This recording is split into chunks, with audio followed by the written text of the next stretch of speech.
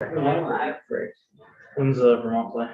9:20 p.m. against Arkansas. Welcome to Senate Education. It's Thursday, March 17th, 1:34 p.m., St. Patrick's Day.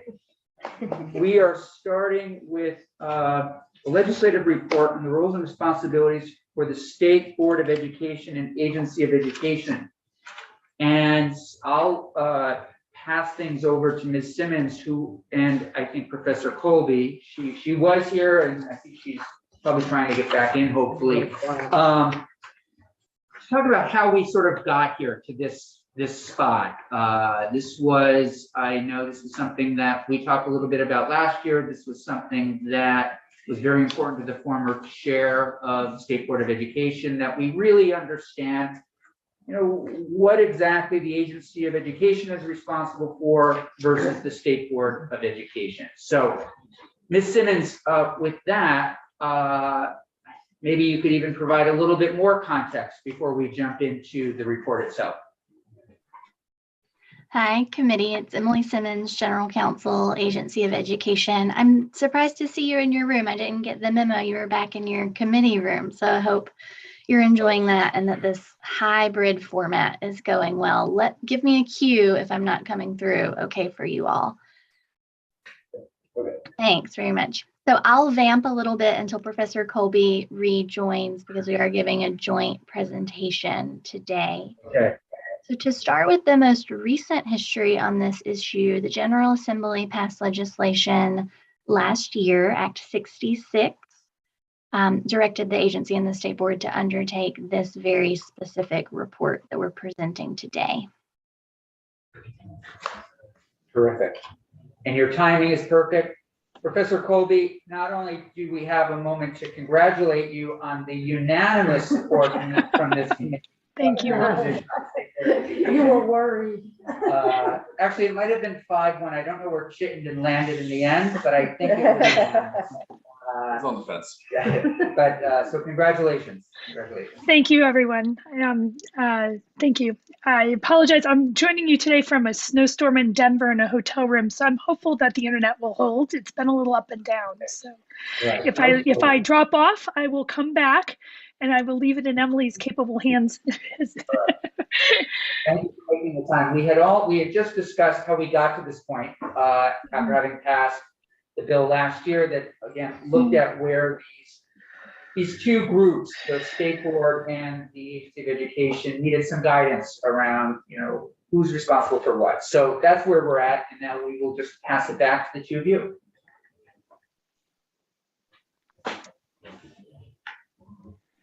Ms. Simmons, you were saying.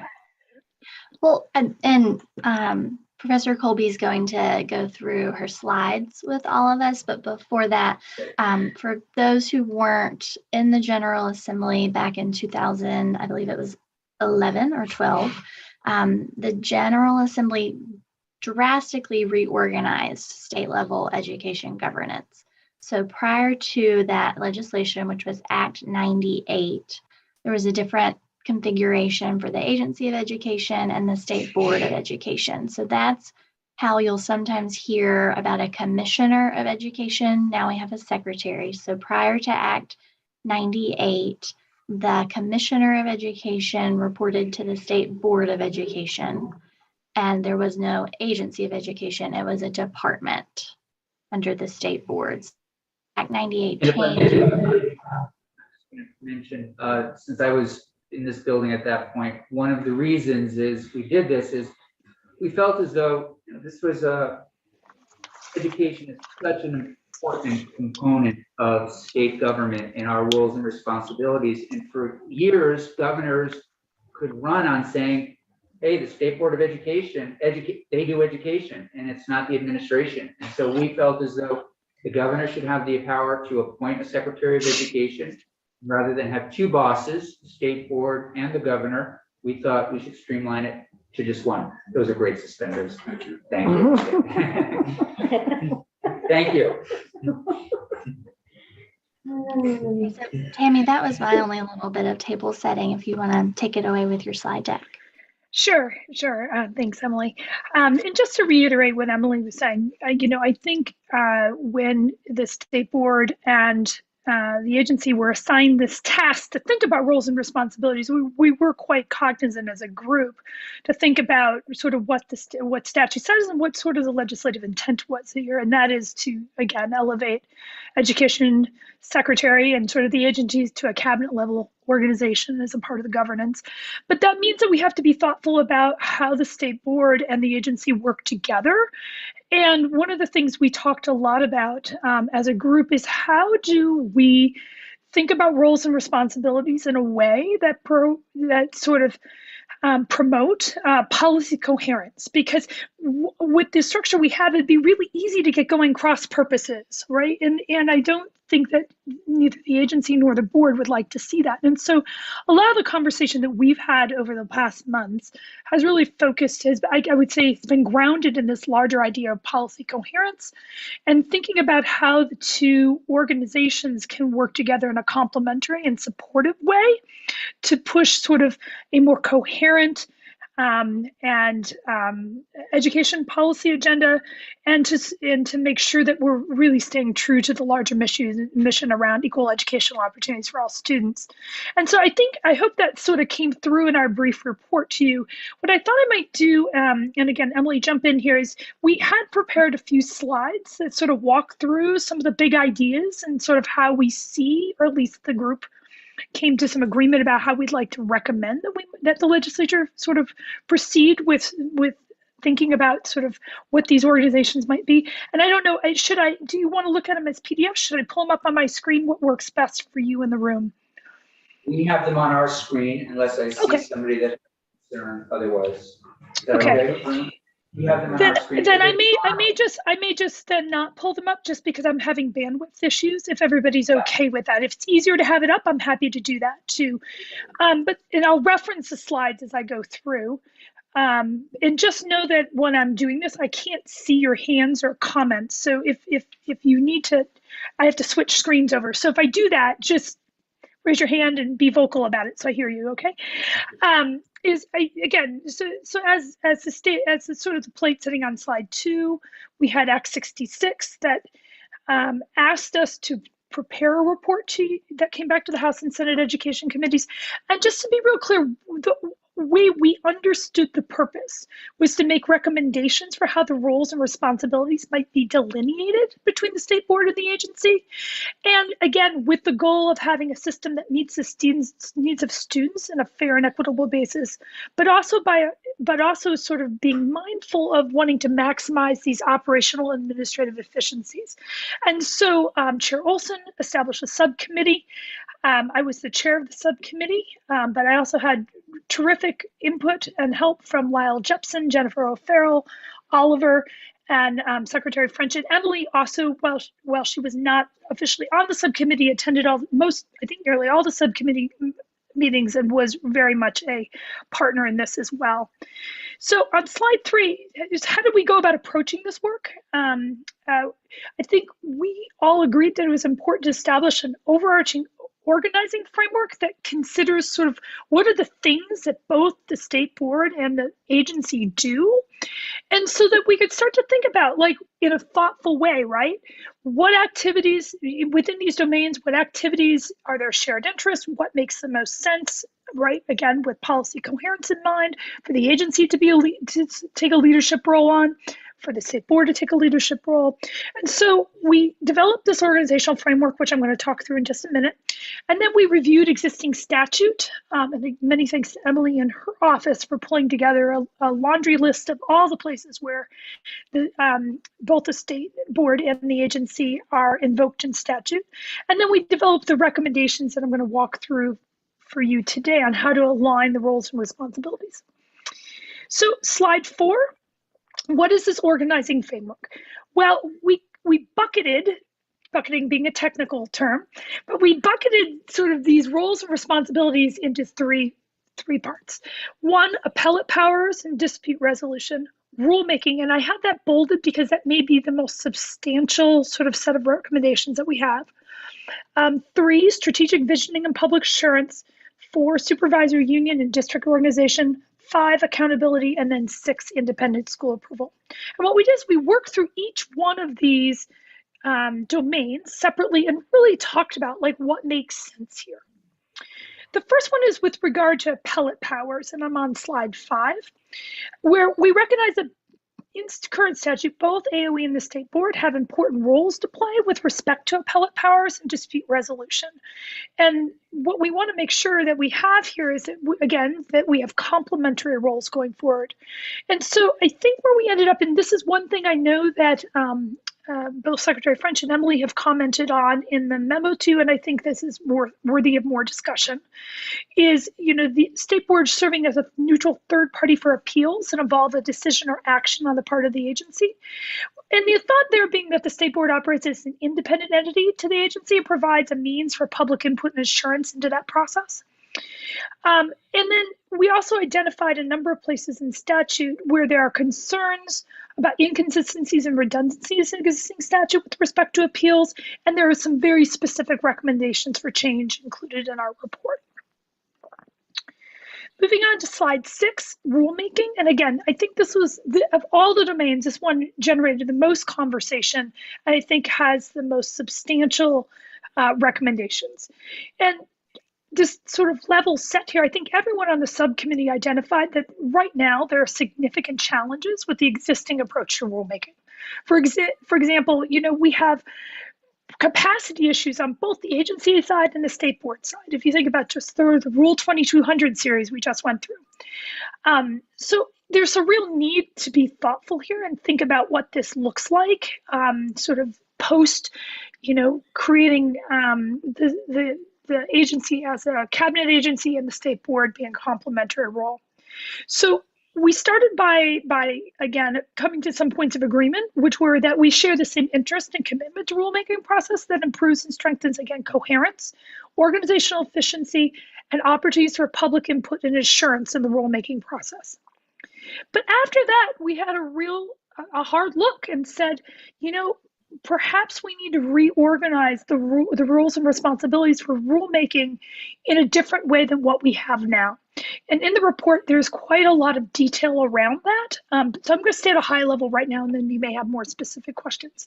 But the idea would be that in our recommendations is that the agency would be responsible for rulemaking activities going forward. Does that mean the state board doesn't have a role? No, that doesn't. It means that the role shifts a little bit and becomes complementary. And the state board actually takes on some new roles and responsibilities with regard to rules, although not in the sort of the dictation of what exactly sort of the nuts and bolts of writing words on paper. And under that, the state board would be responsible for overseeing the rulemaking process and ensuring public input is sought and considered. And so again, AOE would be responsible for sort of the boots on the ground, managing the process, writing the rules.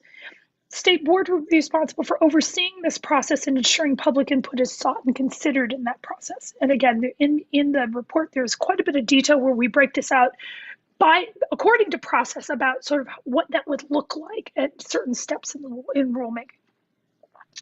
On slide 7, and this domain, strategic visioning and public assurance, we came to some agreement that state board should continue to play a leadership role and perhaps even strengthen its role in contributing to the strategic vision for education in Vermont and collecting public input. In fact, yesterday we had a conversation at the state board meeting about starting to do regular listening sessions in the state, soliciting input from a broad range of stakeholders, and really working to, and again, collaboration with the agency, to start to set a strategic vision for where the public education system is going in the state, where we would articulate and update a long-term vision and develop and execute a plan for regular and sustained public engagement and input.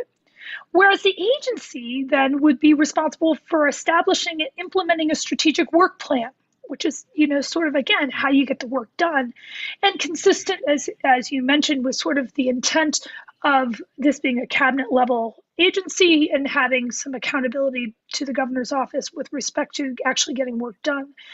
And it's not as if the agency, under this sort of way we're thinking about roles and responsibilities, would not have a public engagement role.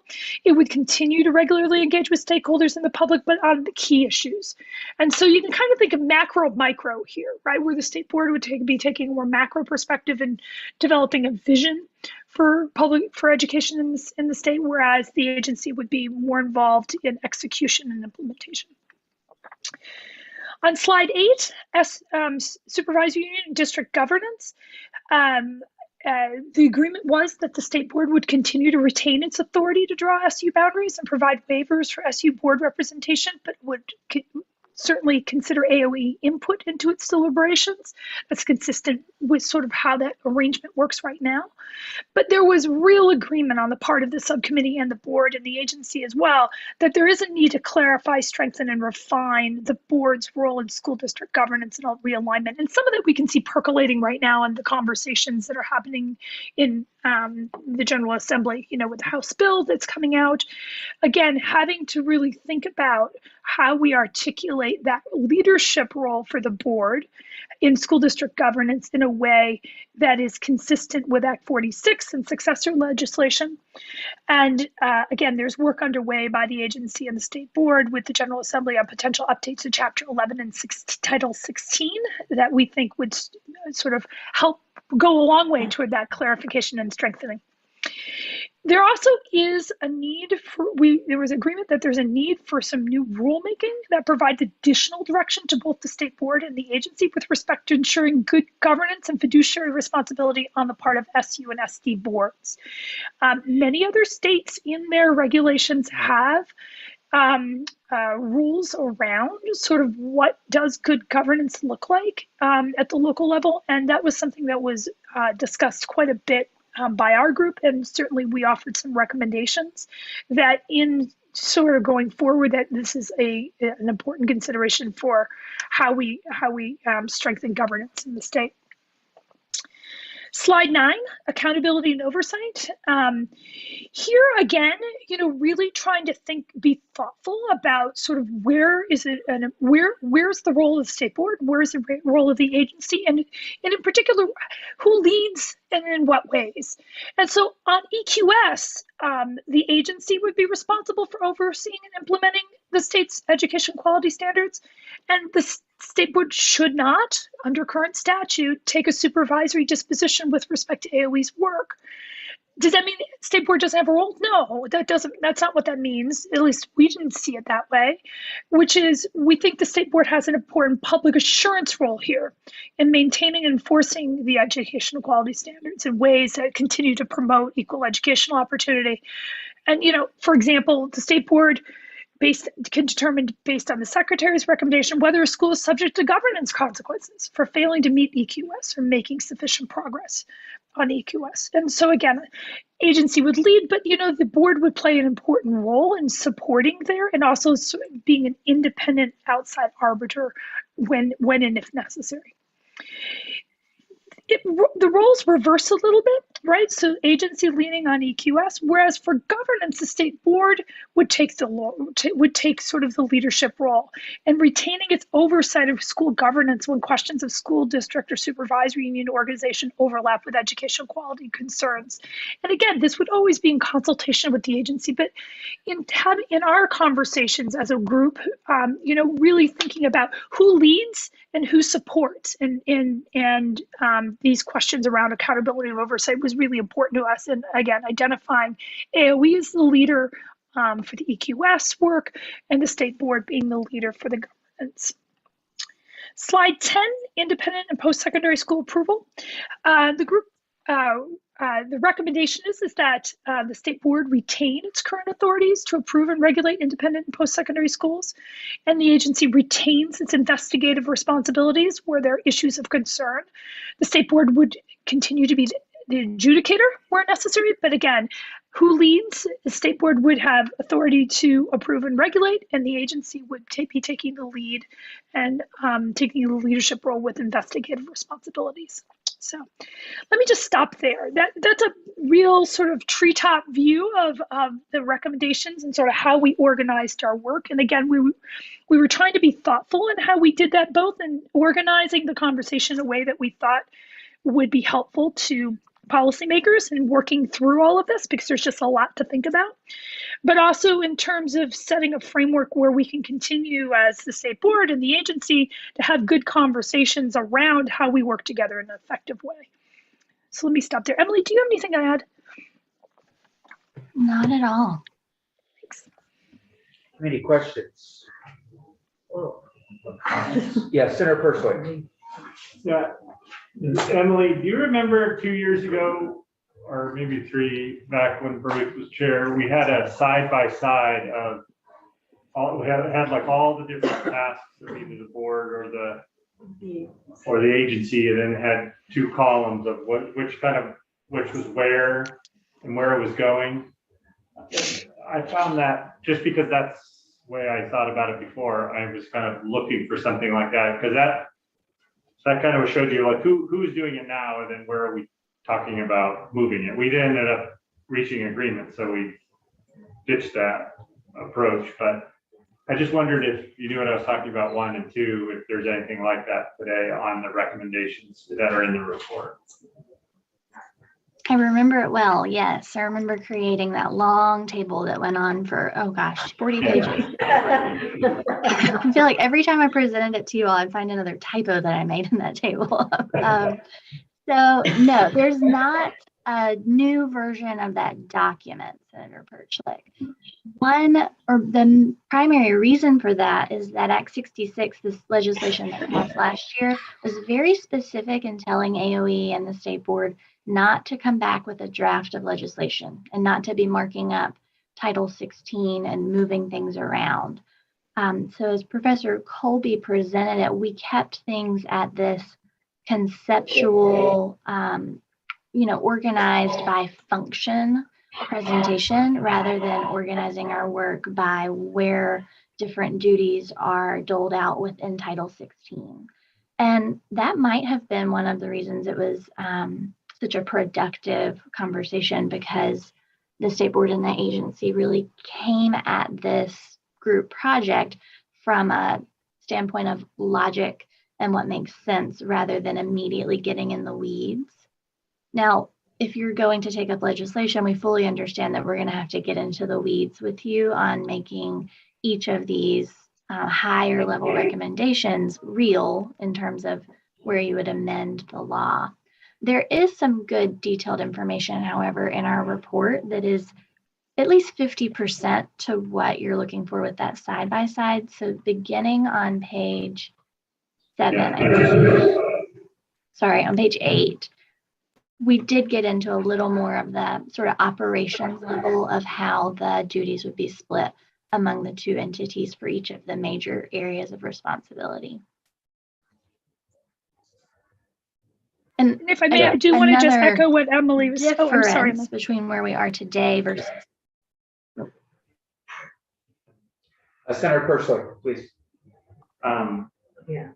And maybe, sorry, Dr. Colby, if I missed this, because I was trying to look for the chart, and I'm looking at the chart that's in the report, but I get that there's, I guess, what's the end product of the report as far as recommendations? As far as what you would like, did the group come out saying, yes, we should proceed with the next step that Ms. Simmons was talking about, saying, looking at the legislation, or was it just like, hey, we fulfilled our obligation, we looked at these big areas, and this is kind of how we see those? Was there a specific recommendation to move to legislation? I'll admit that I'm cutting a little in and out on the internet, so I think I have the gist of your question. So, but if I don't answer it exactly, please ask it again, or maybe Daphne can type it into the chat for me. I think what you're asking is we have this overarching framework, and as Emily said, I think it led to a really productive conversation on the part of the board and the agency. Just started at a high level, and we also recognized that it was specific to us not to go down into the weeds and start marking up legislation, so we didn't. That said, it's certainly the next step is to do that, and I think there will be some additional decisions that have to be made on a more line-by-line basis in terms of how that framework gets implemented. My understanding is that certainly Chair Olson and Emily, I'll let you speak for Secretary French. I think that they're both very willing and interested in being part of that conversation and moving that forward in an expeditious way. Senator Pershing, again, did I answer your question? I think I got half of what you were saying, so I was trying to answer the gist. Yeah, I think so. Yes, thank you. Okay. Really, In short, there's more work to be done. so is there more work to be done from all of you before we take some kind of legislative action? Is that what you're saying? No. Ms. Simmons? No, I believe everything we've presented gives you the starting place to, instruct legislative council or whatever steps you would need to put the wheels in motion on actually getting a bill together. But of course, that's a huge lift, and I hope you know that we would be ready, willing, and able to help your staff or you with whatever, lifting, actual drafting would be most appropriate. So begs the question in terms of timing. Understandably, as you know, we just got this report. We've passed crossover. It doesn't mean that we cannot do something. We certainly can do something. I'm just wondering, looking at this, it sounds like you've gotten to an agreement. People are in a good spot. It doesn't seem to me as though we would need to hear from a lot of people to advance something. It sounds like in some ways, I'm not against giving it a shot this year. And I'm looking to the two of you to help me understand if that's just wishful thinking, or if we really do hold off and prepare, get something ready for the next legislative session. And part of this is, what is your expectation of us at this point? Anybody can answer that one. I just threw that out. Well, Ms. Simmons. Yeah. Sorry, I think Professor Colby's having bandwidth issues again. So if you're game, we're game. But, I'll recognize our report was delayed. You gave the board an extension. Yeah. Right. And so the timing might not work out. And at least from the agency's point of view, there won't be any hard feelings if you can't make it work this year because it is late in the game. But if there's appetite on the committee to go for this, I agree that there's not a long list of entities who would come in the door giving you a lot of testimony on these issues. The state board and the agency did, I believe, Tammy, you might have to keep me honest on this, reach out to some of the education nonprofits on this work. I don't believe we got substantive feedback or opposition, certainly, from any of those groups on our draft product. The main thing, I'll just advocate for Jim and Beth a little bit. This is really hard drafting, and so it would, I think, also be a question of your staff's bandwidth. So if it is done next legislative session, what are we losing by waiting? I don't know. I think that there's interest on both part of the board and the agency in getting this implemented, because we're excited to see sort of the direction that this takes the board and the agency going forward around, again, making good, coherent policy. That said, I think the working relationship between the agency and the board is strong right now. And so I think that if there's a capacity issue in the General Assembly, and this isn't something that can be taken up in the next several weeks, that I think we can continue to work in good faith toward these goals, right? And there are things that we can be working sort of operationally, right, that look like this. And I think we're already starting to see some of that, right? Again, yesterday with having conversations around visioning and things along those lines. So, again, to Emily's point, I think you're probably in the better position to answer the questions around capacity, because it'll require lifting on your end. I think to the extent that the state board can support in that process, we're willing to do that. And, if you want to do it this session, we'll roll up our sleeves and work with you to get that done, just like the agency will. But to Emily's point, I also know Jim and Beth. Yeah. There's a lot going on. So I think we'll just pump this back to you on that one. I don't think she hears the word I'm saying.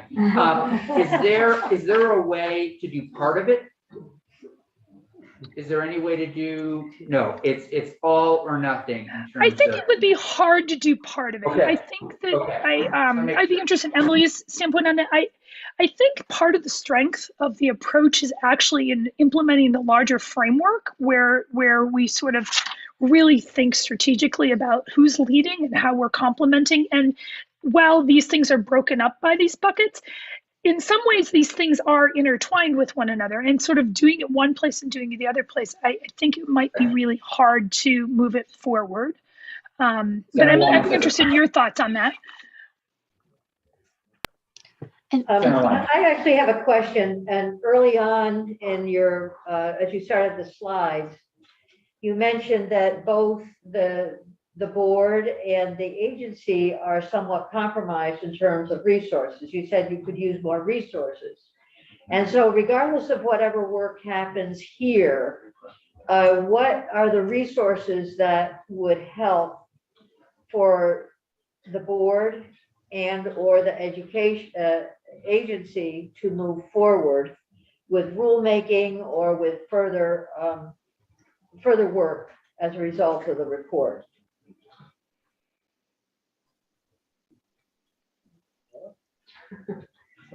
Ms. Simmons, do you want to take that? Well, as you all know, the state board has no staff. And many of the inefficiencies that are on the books now are legacy issues from before the education department became the education agency. And so they still contemplate that the state board is taking a very active role or directing certain work that really requires full-time staff. I mean, the state board members are essentially volunteers. You know, they have very demanding day jobs, for instance, Professor Colby. So there's that reality. The Agency of Education does have, as you know, in this committee, various requests for additional staffing resources floating around the building right now. So it looks like if legislation that's being seriously considered now does pass, that there are positions headed to AOE this year, many more than we've seen in the last 4 or 5 years, at least while I've been at AOE. Okay. So the board needs staff and the agency is getting it, but There might be a way to. is that sufficient? I mean, if there were some staff members assigned to the board, what would the board like to have? What would be at the top of the list? I may defer to the Chair Olson on that, since that wasn't explicitly in our roles and responsibilities committee discussion. But what I can say is to Emily's point is that the rulemaking process really gobbles up a lot of resources on both sides, right? The state board and the agency side, and there certainly are some substantial rulemaking activities that have been underway and that will continue to be underway. And to the extent that the agency can have appropriate staff and support for that, I think is really helpful. You know, I think on the board side, and again, I'll defer to the chair. You know, I think if you're thinking about the kinds of things that we need help with, right? We're constantly asking the agency to provide staff support, for example, meetings and minutes and things along those lines. And Secretary French has been generous in providing us with those resources, but also reminds us that those resources are limited at times. And so to the extent that the agency might have a dedicated person or staff member there that is a resource, either a partial FTE or a full FTE, who can then be staff support to the board to do all of these things, that would be really helpful. And I think that would also help with sort of the delineation of roles and responsibilities too, right? Because we'd have dedicated staff that way. And I think, you know, I think that certainly would be a strong step forward. Yeah, so as I was looking at sort of the slides that you presented in the rulemaking process where the board would accept responsibility for outreach to the public, it would certainly be helpful to have someone guide that process for you to set up those meetings or however that was going to happen.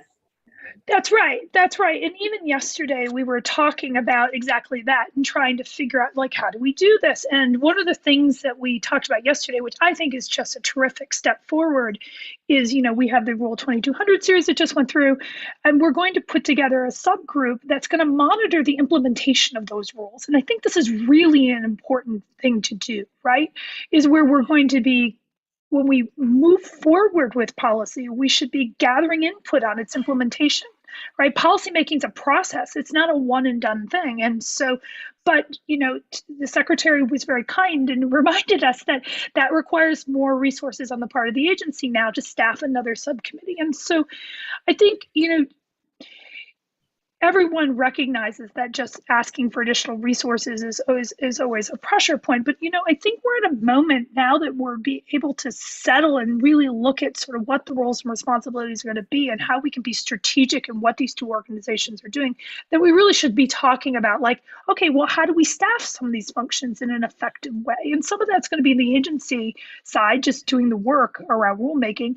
Some of that, I think, needs to be on the state board side, too, when providing and ensuring that we have some staff that can support these efforts that we're really trying to do around leadership and visioning and engagement and things along those lines. Is that helpful, Senator? Thank you. Yeah, that's very good. Yeah. Thank you. I think we're going to have to leave it there unless I see any other pressing questions at this point.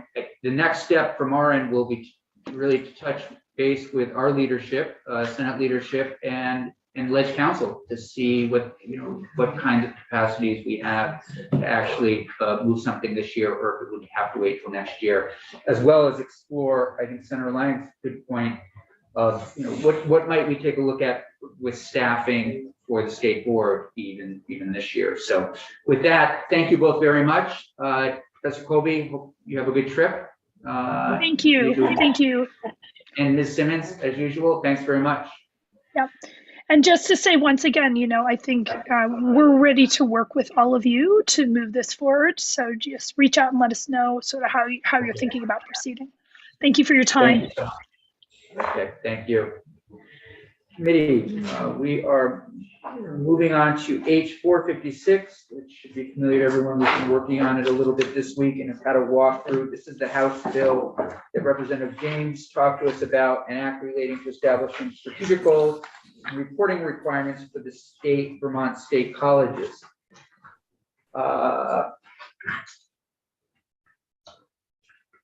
Chancellor, Dr. Boucher, good to see both of you. Happy to be here. Likewise, So, thanks. I don't know if one of you has a preference with regard to who goes first. We have Dr. Boucher up first. Does that work for the two of you? That's fine with me. Okay. Dr. Boucher, you know the topic. The floor is yours. Yes, I do know the topic. And I think it makes sense because I probably have far less to testify on than the chancellor in this bill.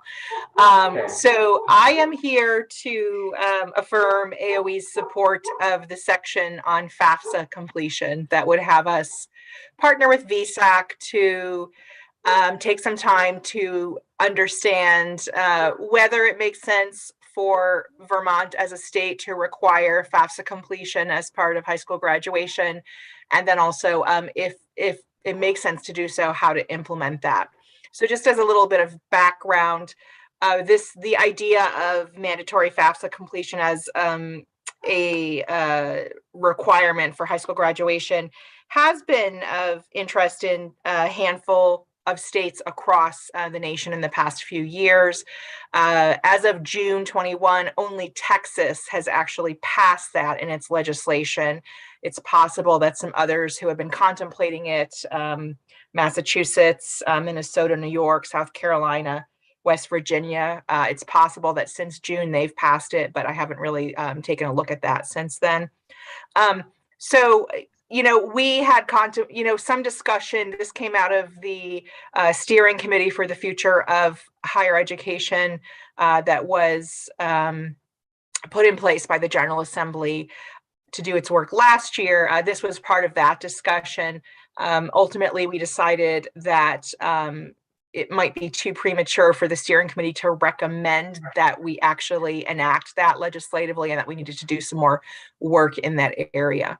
So we're at the agency, I'm very happy to work with VSAC. Scott Giles and I talk about this topic, and we talk about this all the time. So we're very much in support of the 2 sentences that are relevant to the Agency of Education in this bill. Thank you, Dr. Boucher. One question, so that has come up a couple of times, and it doesn't sound like there's information out there, but we would love to find if Texas has done it, and then what the numbers that they're seeing might be. But it sounds like it would be too early. Would you mind, might we ask you to just keep your eye open for other states that have moved in this direction, perhaps? We would love to see some numbers around whether or not it did get more students into higher ed. Along those lines, the question has been raised in this committee around having students apply for college. Do we have students apply to the state colleges, University of Vermont, or a college, CCV, something to sort of get them thinking that, okay, so they find out they've got the money and they're in, then would that help in any way? And I thought Maine did that, but I don't know if they do, and if you know of any states that might have tried it, and whether or not there are any statistics on that. Yeah, so for the first part of the question, these are great questions. Texas only enacted this for this current year, 21 to 22. So, but I anticipate, because it's 2023 when this report would be due. So I think that those would be the kinds of data we'd be collecting as part of this, study. So, and yeah, I'm very happy to continue looking. I mean, I am always looking in this arena as part of our flexible pathways, and as part of our interest in certainly improving post-secondary enrollment and success at the agency. With respect to the latter point, I'm not so sure. Part of what we're trying to do is we want all kids to actually figure out what makes the best sense for them. And so for a very long time, because as a nation, we did have some real problems, and still do, in terms of historically marginalized or underserved students not finding their way to college or university. We really, I think, invested in a college for all paradigm. I think, having myself worked in the higher education field for many years before I came into this position, I do think we need to have a more nuanced conversation. So for many students, just automatically going on to college or university is probably really not the right choice for them. It doesn't mean they couldn't do that. It doesn't mean that they're incompetent, but it might not be what is the right fit for them.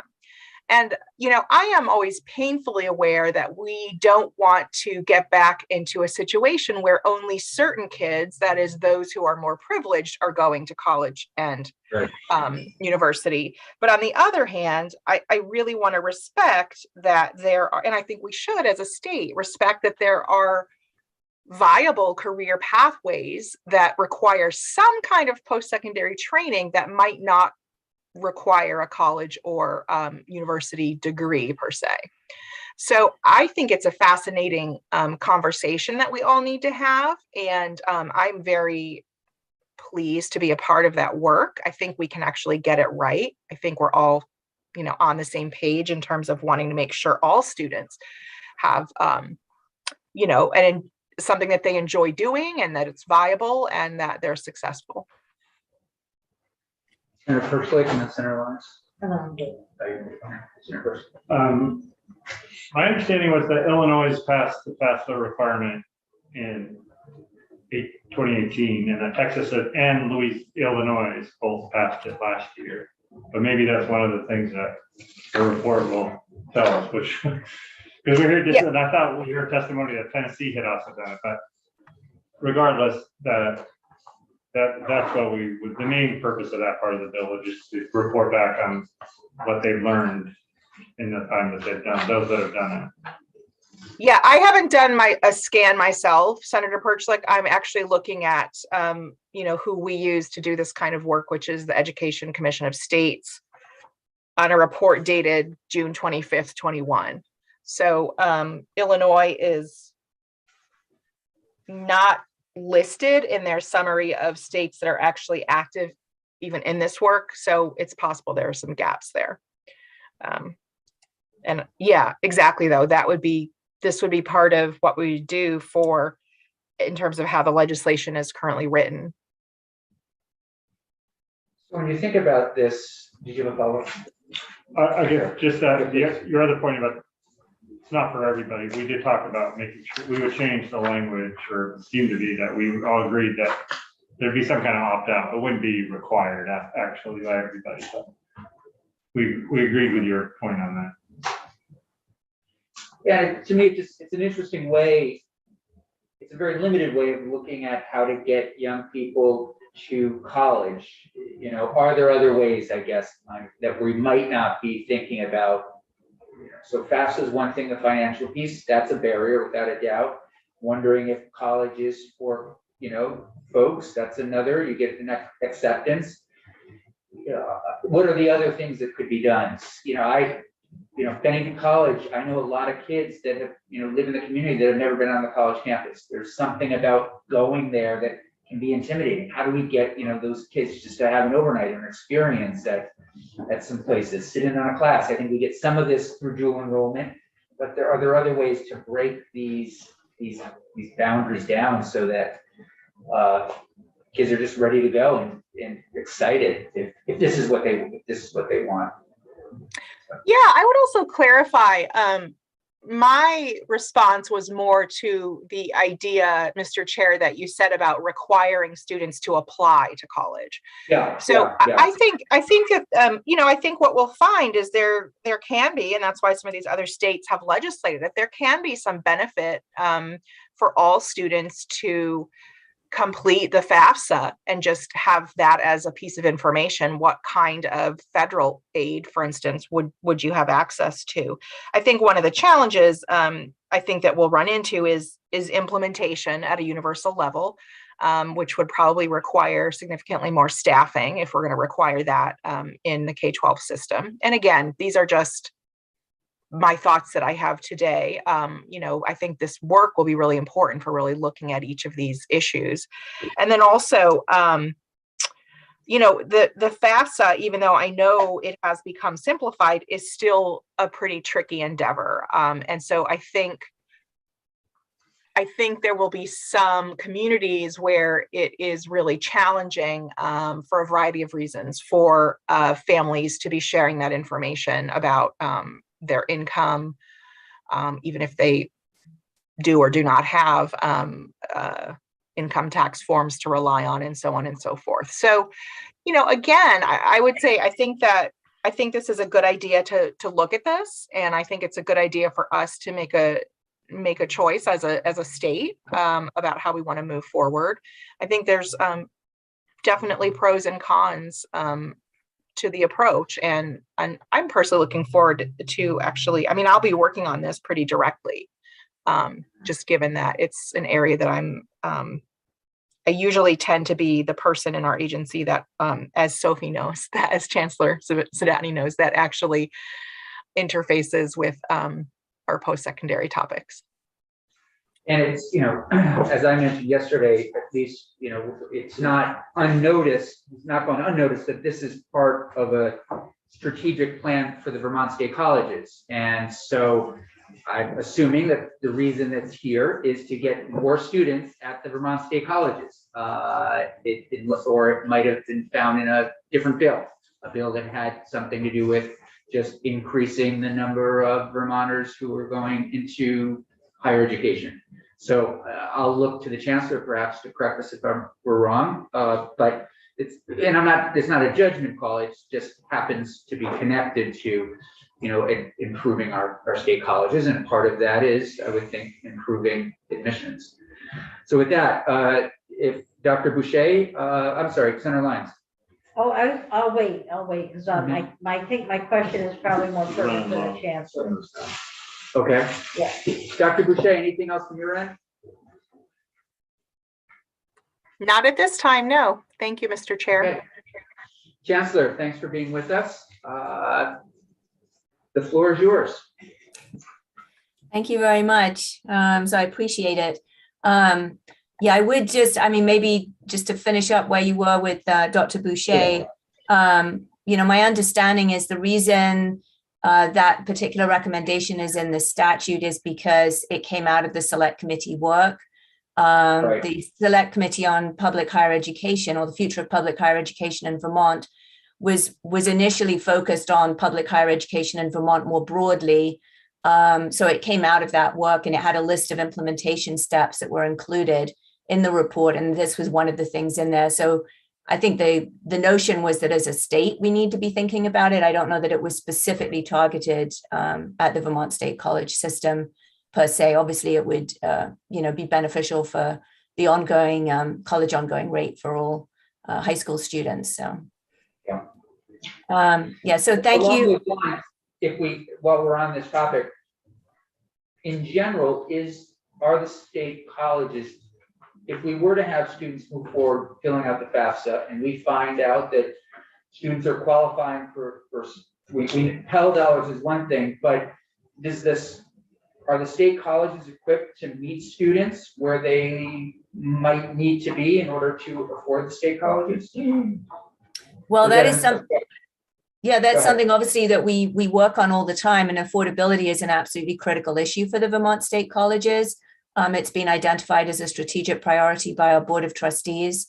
So we're doing everything we can on the affordability front. I do know that, we did receive very generous support from the state last year for this academic year that we're in right now.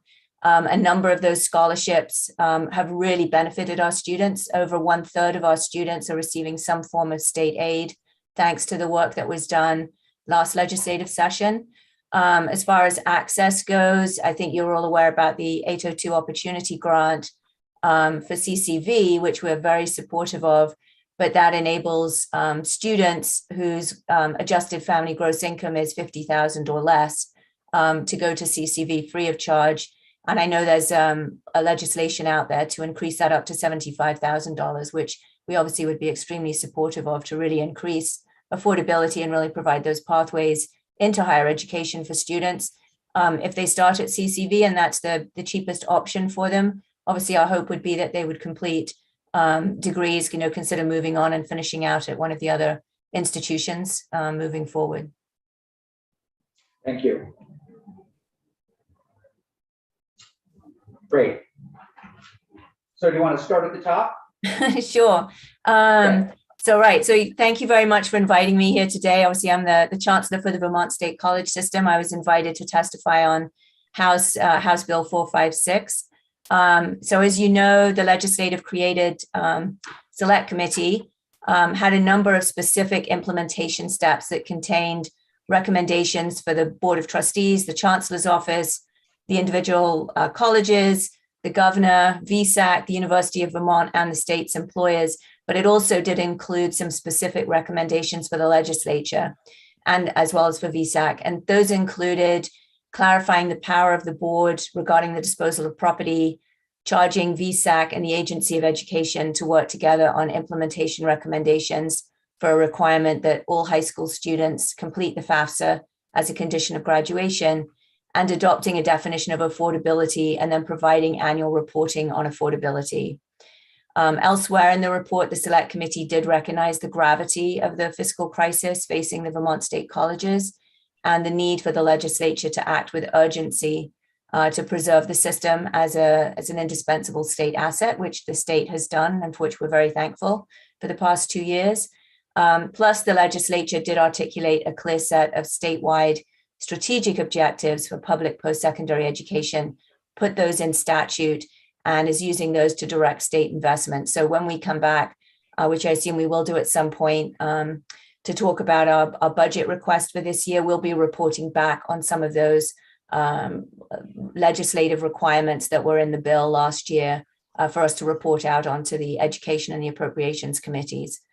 So this particular bill, again, my understanding is this was put together, drafted by Representative Fagan and Representative James to really capture what those recommendations, those implementation steps were from the Select Committee report. So just quickly looking at the bill for us, the strategic goals that are set forth in the first section, those are consistent with the strategic priorities that have been developed by our Board of Trustees back in the fall of 2020 regarding affordability, accessibility, high quality and relevant programs. Of our current mission for the Vermont State Colleges is that we exist, I apologize, for the benefit of Vermont, and the Vermont State College system provides affordable, high quality, student-centered and accessible education, fully integrating professional, liberal arts and career study consistent with student aspirations and regional and state needs. So the goals that are in there are very consistent with our current strategic goals, as well as those. Go ahead. Yeah, I'm looking for the words high quality. Should I see them in this document? I don't see them, but I might be missing them. They're not in the bill. And I would say that we did have a discussion with Representative Fagan about that, because that is one of the things that is in our strategic goals. And he felt that that went without saying that we would be providing high quality education. So that was his choice not to include that piece in. The other addition that's in the bill is equitable. And so that's not explicitly within the mission that we currently have, although if you look at our strategic priorities for the board, equity is a key part of what we're doing as we move forward. So again, I think the strategic goals that are listed in the bill are very consistent with our own strategic goals, again, for the system as well as for the Community College of Vermont, and then the mission and vision for Vermont State University. Do you object to us putting high quality in there? I mean, what concerns me, if you're reading this, you have affordability, access, but of course, access to what? And I want to be able to tell people, you know, we have we're striving toward high quality education. Well, that's certainly in one of our strategic goals, so we would not have an issue with No you objection. If we just put that, add that as well. Okay, thank you. Please go ahead. Yeah. So the other pieces in the bill, I mean, we're obviously happy to work with the Vermont Student Assistant Corporation on developing an affordability standard. Again, the work of the Select Committee, we wrestled with that in the Select Committee. So Dr. Boucher was a part of the Select Committee work. Scott Giles was. We had a lot of folks at the table. We did talk extensively about the affordability standard. I think the decision was made that the main focus for the committee was really to deal with the immediate issue of the Vermont State Colleges and not to spend more time on the affordability standard. So it was listed in the final report as a sort of action item to be done down the road. And we're more than happy to work with VSAC on that. I think the key is to provide information again to the state to help the state in terms of policy making in the future and having accurate information. As I'm sure you're all aware, I mean, historically, and I believe still currently, our public higher education is among the most expensive, if not the most expensive in the country. So affordability is definitely an issue. We saw with the work the state did through the workforce development initiatives, again, all the scholarships that were provided by the state, that we have students that will come if they have affordability access to higher education. So we recognize that affordability is a key issue that as a state we need to address as we move forward. The other piece was, and I know you just heard from Dr. Boucher on this, as far as the FAFSA piece goes, it's something we're aware of around the country once the FAFSA form was simplified. I think there's recognition that it's not as burdensome as it used to be to complete. And so this is a recommendation, again, that came out of the Select Committee as something to think about moving forward. It is actively being explored by a number of legislatures right now around the country. So my understanding is Florida, Hawaii, Indiana, Nebraska, New York, and South Carolina are all looking at doing something on this. The data does show that it leads to an increase in students going on to post-secondary education, but I also have a flag what my concern would be is not to create some unintended consequence of creating a barrier that then would mean that some students aren't graduating from high school. That would not be the goal of any such a proposal, right? We would not want to have it that people would otherwise qualify to graduate and are not because they didn't meet this as a graduation requirement. So I know there's been discussion about having an opt-out. And again, I think it makes sense to have VSAC and the Agency of Education study the issue and then come back with recommendations as to whether it's a good idea. If it is, how would you implement it? Thank you.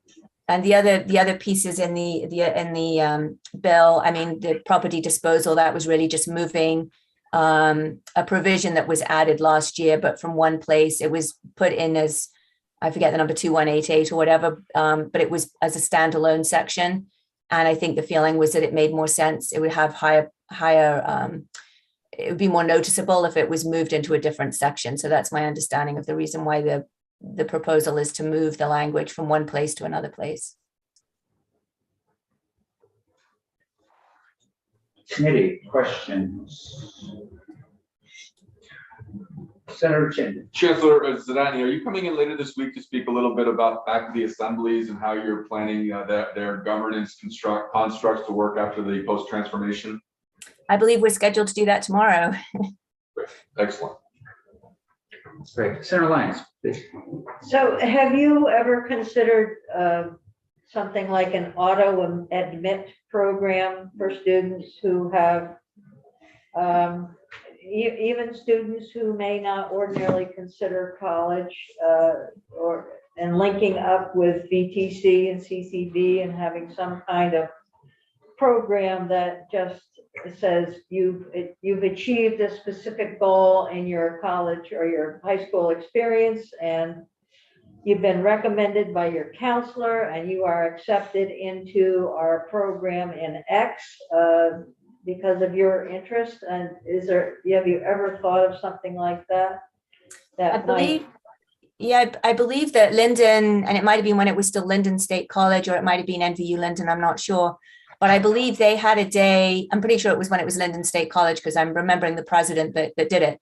But they had a day where students, high school students, were invited to campus, and they had, I'm assuming they filled out some paperwork or shared information about, what their backgrounds were. But then they had like immediate offers made on that day to high school students that were visiting the campus. So I know there have been things like that have occurred in the past as a way to, improve and make it as easy as possible for students.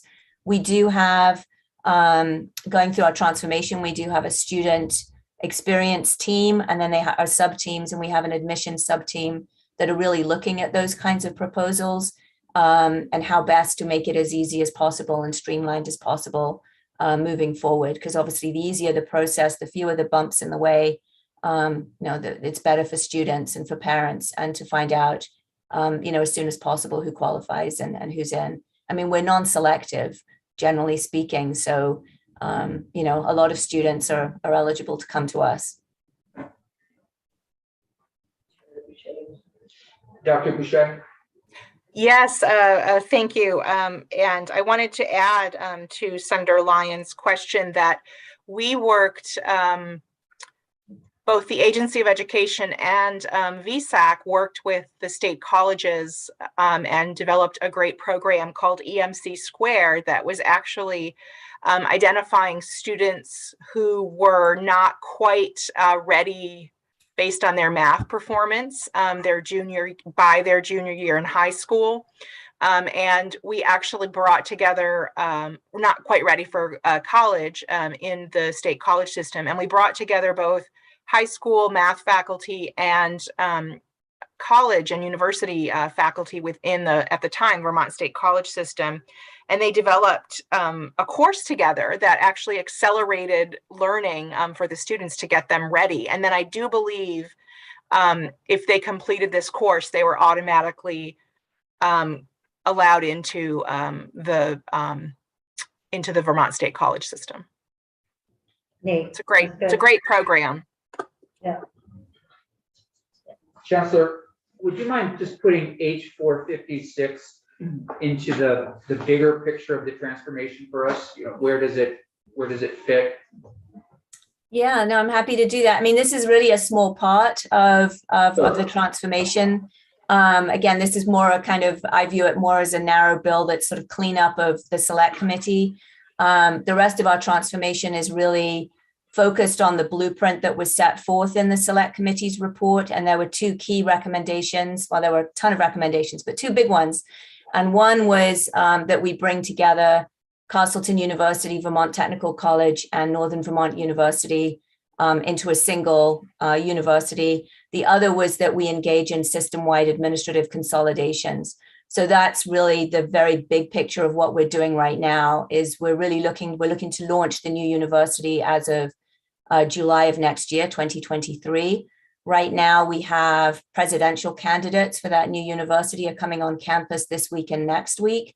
We're hoping to have the new president start as of July 1st, 2022 this year. We're scheduled to appear before the New England Commission on Higher Education, our accrediting agency, on April 21st regarding our new university. And the other piece with that is also to ask the accrediting agency to allow the incoming president to serve as the president of the three separately accredited institutions for that transitional year, because that was a model that worked well when we unified Northern Vermont University. We're taking, again, this was a recommendation from the select committee, was to have a professionalized project management approach. That's the approach we've taken. We've hired a director of transformation. We have a transformation team. And then those folks are kind of leading, they're the experts on doing a professional project management approach. We have 4 key teams. We have a student experience team, an academic operations team, an administrative operations team, and then a workforce development team. Under each of those teams are a number of sub-teams. So we're really looking at our operations from the ground up to make sure we build the strongest possible foundation for the new university moving forward, and that we also realize the administrative efficiencies that were pointed out in the select committee report. So an enormous amount of work going on many, many fronts. That's terrific. Really appreciate that. So we'll anticipate, seeing bills like this committee would see as you continue to progress and do the transformation. Things will come into this committee here and there and other committees in the legislature to help support your work. And this is one of those kinds of bills, if you will. Yeah, no, we have a lot of very, very exciting, very innovative things happening. So it's always happy to come in and share what we're doing. Great. Committee, any other questions or comments? Ms. Lavasser, are you here for backup, or did you want to add something? Just to support, and I apologize for being late. I just left Senate institutions. No problem at all. No problem at all. Thank you all very much. We'll leave it there. Thank you. We'll see you tomorrow. I'll see you tomorrow. Committee, let's take 10 minutes and then we'll come back and jump into page 517.